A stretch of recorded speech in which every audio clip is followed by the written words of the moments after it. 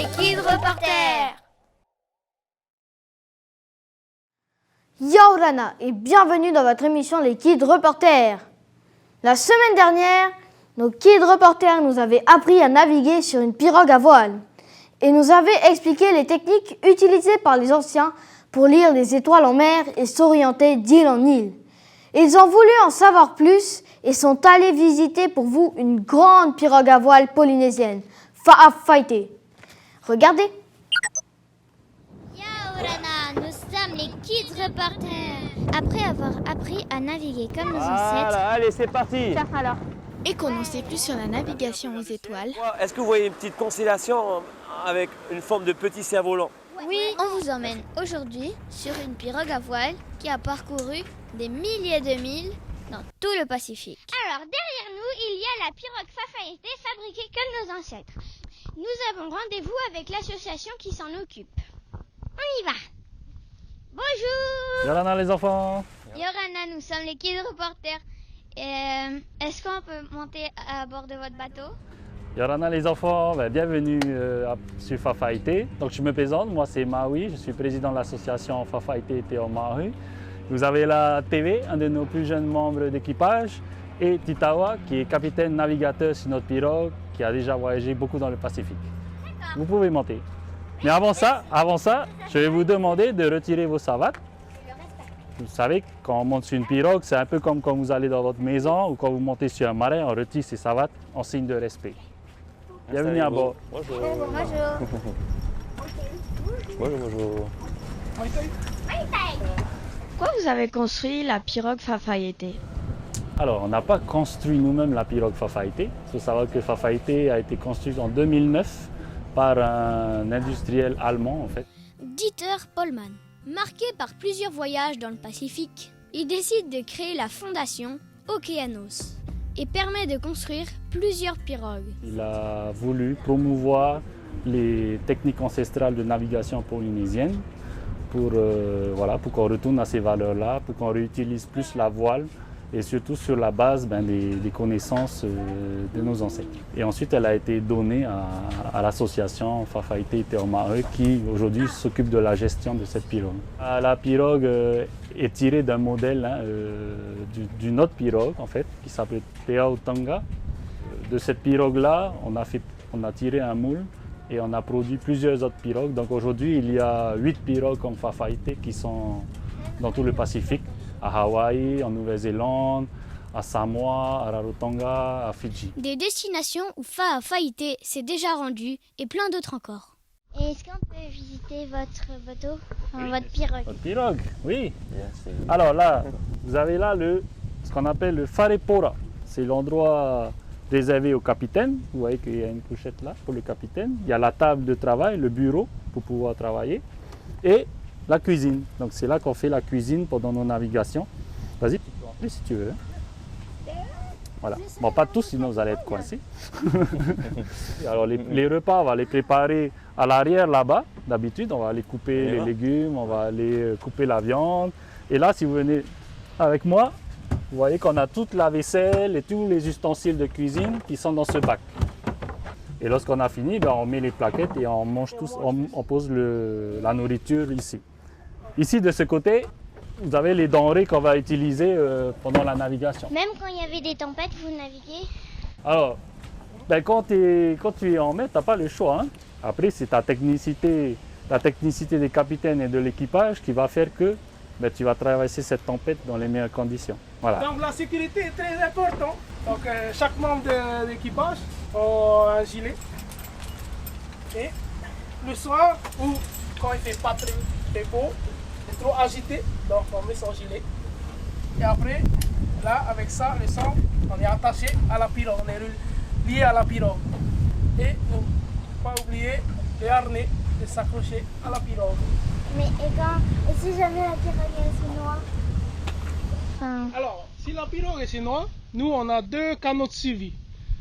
Donc, Alors, on va aller voir. Le lit de bâbord, c'est tous les équipages qui se trouvent à bâbord qui sont dans celui-là. Les toilettes sont là. C'est l'endroit magique, ça.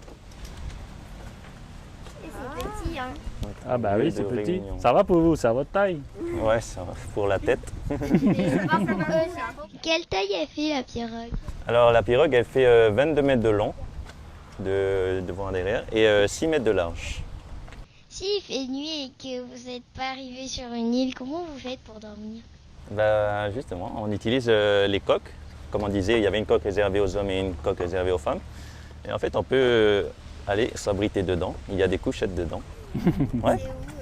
Bah, venez, on va aller visiter une coque. Venez, suivez-moi. Il faudra juste faire très attention. Vous retournez. Un par un, hein, on va... Rematez Posez. d'abord, c'est lui qui a le micro. Un pied sur la première marche. Et vous me rejoignez en bas. Et vous pouvez être combien dans l'équipage? Au maximum, enfin, en général, on navigue jusqu'à 16 personnes. Et c'est pour ça que... Mais il y a 8 couchettes, donc Oui, oui. ils font les autres? C'est ça, ben, on a 8 couchettes là, 2 derrière, 2 ici, 2 juste devant et juste devant. 8 là? Et oui, en fait, il y en a 2 là-bas, là, 2 ici, 2 devant et 2 complètement à l'avant. Et c'est exactement la même chose dans la deuxième coque. La coque, barbare. C'est pour ça qu'on peut jusqu'à 16. Oui. Vous pêchez? Oui, on a une ligne à l'arrière et parfois en voyage on lance la ligne et ça nous arrive d'attraper de gros poissons comme des... Oui. Est-ce que vous allez vous baigner dans vous allez jouer dans l'eau des fois? Ah, en général non. On est en pleine navigation. Après ça dépend, hein. Ça nous est déjà arrivé qu'il n'y ait pas du tout de vent, donc on n'avançait pas du tout. Et du coup, bah, on s'est déjà un peu baigné, on a déjà sauté à l'eau. Hein, et là, vous voyez ce qu'on a là? En fait, ouais, c'est ça. Quand on part en mer, en fait, on remplit aussi une réserve d'eau. Ici, on en a besoin. On a beaucoup de bidons. 16. Et si on va tout à l'avant? Je suis à l'avant de la pirogue. Ici, c'est comme le coffre des voitures, c'est pour mettre les bouts et les gilets. Et aussi les sacs. Et ici, bah, c'est tout là. À quoi ça sert ce filet? Alors c'est un filet qu'on a installé parce qu'on a une voile à l'avant. Donc TV tout à l'heure vous a expliqué qu'on avait deux grands voiles, hein, la main et la misaine. Mais on a aussi une voile avant qu'on appelle un foc. Et le foc, eh bien, il faut aller l'installer. Et lorsqu'on l'installe, on doit venir jusqu'ici. Et c'est un endroit qui peut être très dangereux. Donc vous avez vu qu'on a un gilet de sauvetage et qu'on vient s'arrimer à tout ce qu'on peut. Mais c'est important qu'on ait un filet pour éviter tout accident et pour pas qu'on tombe à la mer. Et c'est aussi l'endroit qu'on préfère lorsqu'on est en stop et qu'on peut se détendre et s'allonger un petit coup. Voilà. Comme ça, on a testé. Là, c'est quand c'est moi qui essaye la flûte nasale.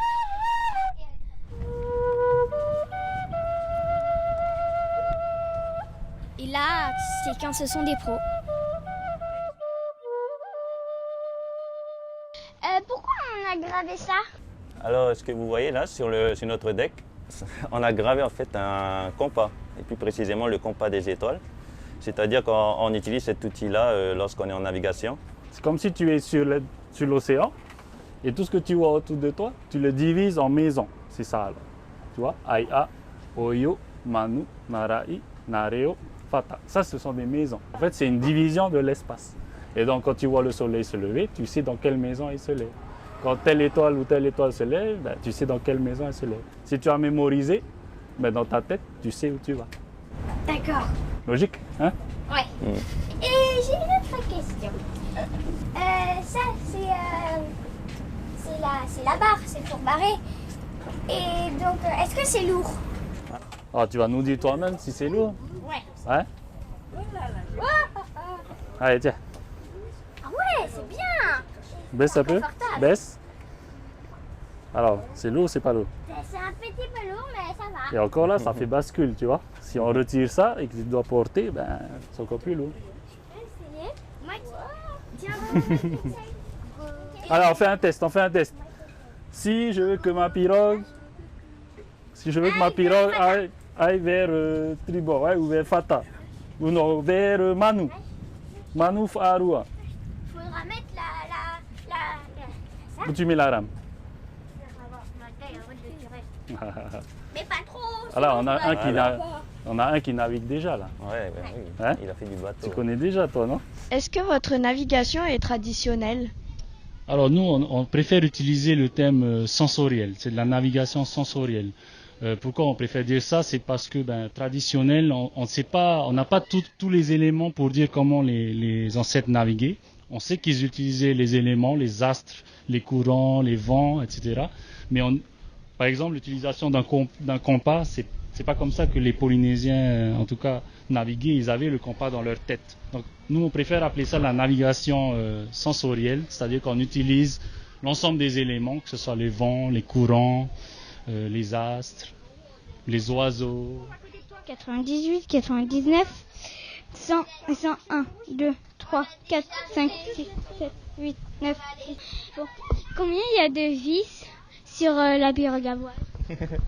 Alors ça, c'est une très bonne question à laquelle je ne saurais pas te répondre exactement, mais on a quand même pas mal, on doit être pas loin du millier à mon avis. Sachant qu'en fait, le deck, donc tous les planches de bois ont été échangés l'année dernière. Que signifie Fafayette?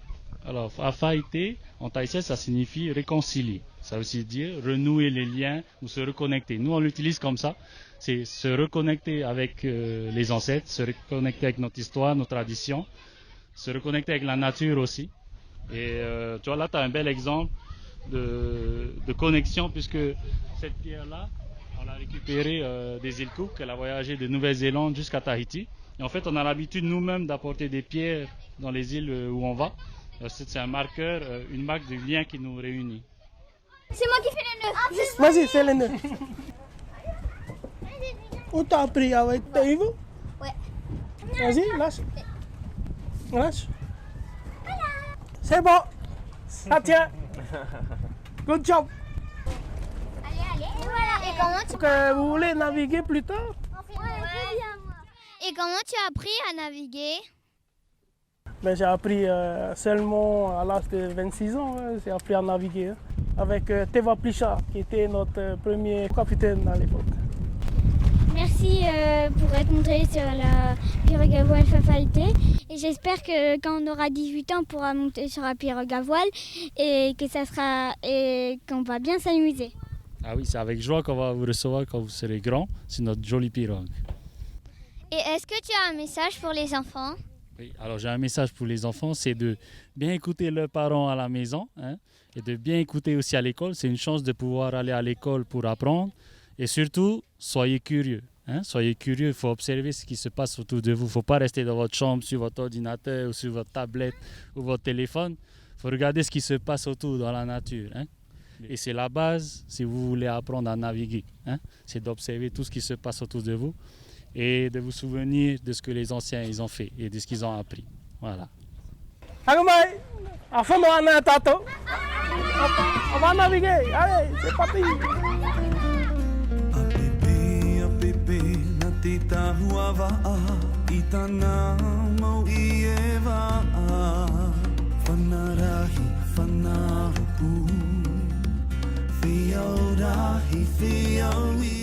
Merci de nous avoir suivis.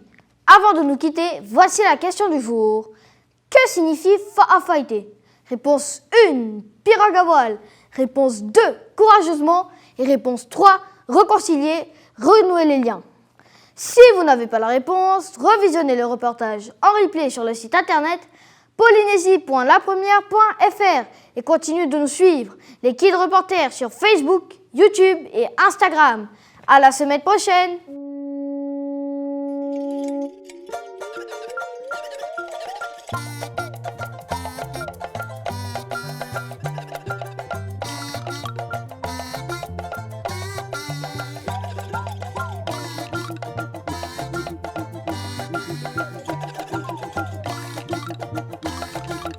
Nous sommes les Kids Reporters.